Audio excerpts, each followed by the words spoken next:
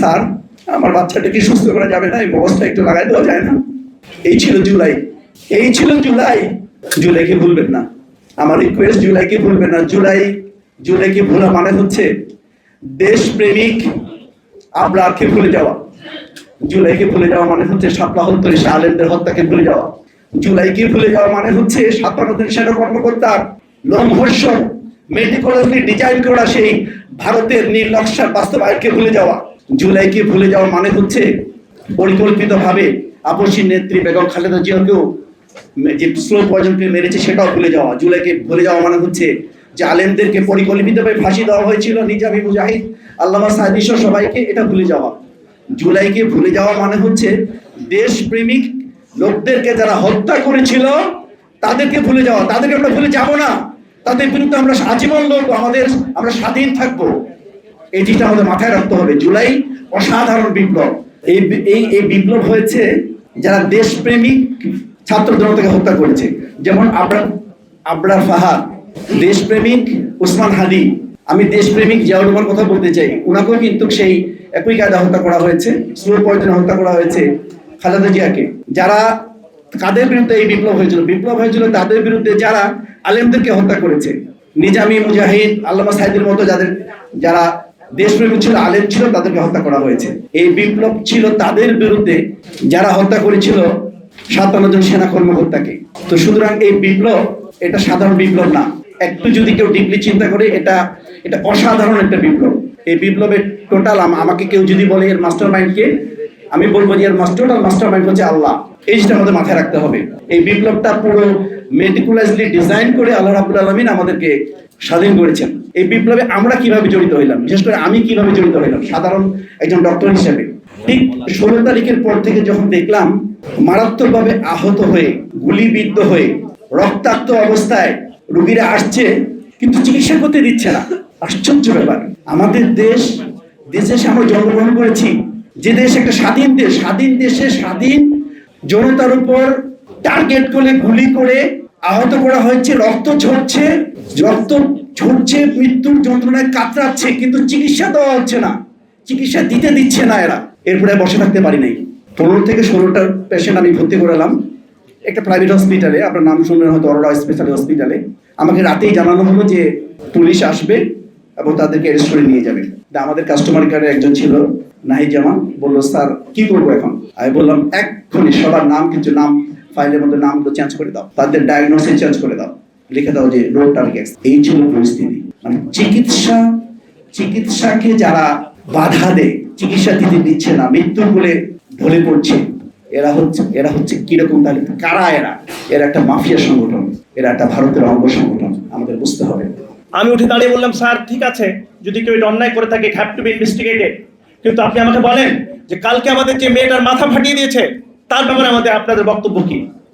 তখন উনি বললেন এটা ইনভেস্টিগেশন করে দেখতে হবে কার দোষ ছিল। আমি বললাম যে এখানেও তো ইনভেস্টিগেশন করে দেখতে হবে কে ভাঙতে আসছিল। মিটিং শেষ হলো না, কোনো সিদ্ধান্তহীনতা আমরা বেরিয়ে আসলাম। বেরিয়ে আসার সাথে সাথে আমাকে প্রিন্সিপাল অফিস থেকে পিএ ফোন করলো যে স্যার আপনার জন্য একটা ভালো সংবাদ আছে। আমি বললাম কি? বলে ইউ হ্যাভ বিন ট্রান্সফার্ড। আমি একটু সারপ্রাইজ হলাম। আমি যে দেখলাম মাত্র 2 ঘন্টার নোটিশে, at that time I was serving as the head of the department and professor Sir Salimullah Medical College Department of Pediatrics, আমাকে অ্যাসোসিয়েট প্রফেসর করে কোনো নিয়ম নীতি না মেনে রাঙ্গামাটিতে বদলি করা হয়েছে। আমি যোগাযোগ করলাম উচ্চতর মহলে, আমাকে বলা হলো আপনার বিরুদ্ধে সুস্পষ্ট প্রমাণ আছে, আপনি জুলাই সংগ্রামে অংশগ্রহণ করছেন এবং অর্থ সরবরাহ করছেন, এটুকু কেবল শুরু, আপনি ডাক্তার তাড়াতাড়ি চলে যান, আপনার এতক্ষণে ডিবি হাজতে থাকার কথা ছিল। আমি সব থেকে বেশি কষ্ট লাগে যখন মনে হয় যে না, আমার বাবার মতো স্নেহের বড় ভাই এখন আমাদের মাঝে আসেনি, আজকে 2 বছর। সেই 18 জুলাইয়ের কথা যদি আমরা বলি, আসলে এটা আমরা কেউ বলে প্রকাশ করতে পারবো না যে আসলে সেই রণক্ষেত্রে যারা ছিল না তারা আসলে কোনোদিন সেই দিনের কথা বলতে পারবে না। যারা ছিল, যাদের হাতে গরম তাজা রক্ত লেগেছে, তারা একমাত্র জানে সেই রক্তের উষ্ণতা কতটুকু। তাদেরকে ধারাবাহিকভাবে সংবর্ধনা দিত, সংবর্ধনা না দিল, অন্তত পক্ষে তাদেরকে এই জাতির কাছে হিরো হিসেবে উত্থাপন করত। এবং আমরা তো দেখছি আজকের আলোচনা থেকে আমরা ক্লিয়ার পেয়ে গেলাম, আমরা যারা রাজপথে ভূমিকা রেখেছি জুলাই যোদ্ধা হিসেবে, আমাদের জসিম এখানে আছে চোখ হারা, এখানে আমাদের বোন আছে ভাই হারা, এরকম অসংখ্য যোদ্ধাদের যুদ্ধ মানুষ দেখেছে, কিন্তু যা দেখেনি নীরবে নিভৃতে নিজেদের সর্বস্ব বিলিয়ে দিয়ে যারা চেষ্টা করেছেন সেই ডাক্তারদের অবদান তো দেখেনি কেউ। আমি দেখেছি, আমি ইবনে সিনা হসপিটাল কেন্দ্রিক চিকিৎসা কাজে সহযোগিতায় ছিলাম, ডাক্তাররা চিকিৎসা দিয়েছেন এবং একই সাথে কখনো দেখা গেছে যে তাকে এই হসপিটালে আর রাখা সম্ভব হচ্ছে না, তাকে জিজ্ঞেস করেছে তোমার পকেটে টাকা আছে কিনা, বলছে যে না আমার পকেটে কোনো টাকা নেই, সরাসরি ডাক্তার পকেট থেকে মানিব্যাগ বের করে টাকা দিয়েছে এবং ওখানে তাৎক্ষণিক যারা উপস্থিত আছে, ডাক্তার তোমাদের কার কি আছে দাও। ফ্যামিলি নিয়ে লন্ডনে আমার বাসায় ছিলেন, তখন দেখেছি যে ঢাকা মেডিকেলের যারা ছিলেন, নিটোরে যারা ছিলেন বা ডিভিশনাল শহরে, ওনাকে দেখেছি যে ওনার প্রায় 100 স্টাফকে উনি কিন্তু এখানে বিভিন্ন জায়গায় দিয়ে দিয়েছেন, যে ওই যে সমস্যা, একজন আছে তার কাছে অর্থ নেই, তারপরে সকালে সব সময় যে সার্জারি করতে গেলে যে অনেক সময় জিনিস ছিল না, ইকুইপমেন্ট হাসপাতালে ছিল না, উনি বসে বসে আমি দেখছি ঘুমান নাই উনি কয়েকদিন, উনি কিন্তু সমস্ত এখানে চেষ্টা করেছেন যে ওই টাকাগুলো যাদের ছিল না দেয়ার, অনেকেই দিয়েছেন, কিন্তু আমি ওনাকে দেখেছি ওই সময় ওখানে বসে বসে আমার মনে হয় কয়েক কোটি টাকা উনি এখানে কিন্তু খরচ করেছেন। তা এরপরে আমরা যখন চেষ্টা করলাম যে 5,000 রোগী জুলাই ফাউন্ডেশন বলে বিদেশে পাঠাবে, এটা কিন্তু হিউজ অপারেশন, 10 থেকে 15,000 কোটি টাকা লাগবে।